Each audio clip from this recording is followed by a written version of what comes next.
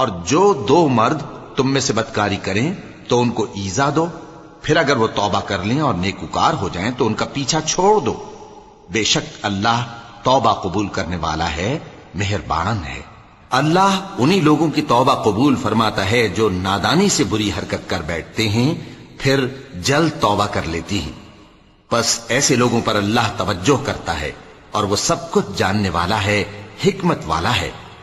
اور ایسے لوگوں کی توبہ قبول نہیں ہوتی جو ساری عمر برے کام کرتے رہیں، یہاں تک کہ جب ان میں سے کسی کی موت آ موجود ہو تو اس وقت کہنے لگے کہ اب میں توبہ کرتا ہوں۔ اور نہ ان کی توبہ قبول ہوتی ہے جو کفر کی حالت میں مریں، ایسے لوگوں کے لیے ہم نے دردناک عذاب تیار کر رکھا ہے۔ مومنوں،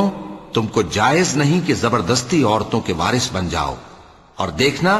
اس نیت سے کہ جو کچھ تم نے ان کو دیا ہے اس میں سے کچھ لے لو، انہیں گھروں میں مت روک رکھنا۔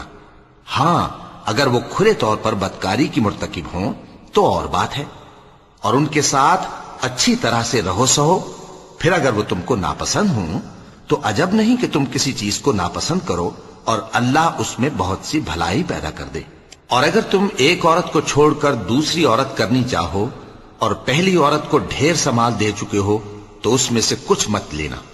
بھلا تم بہتان لگا کر اور کھلا گناہ کر کے اپنا مال اس سے واپس لوگے؟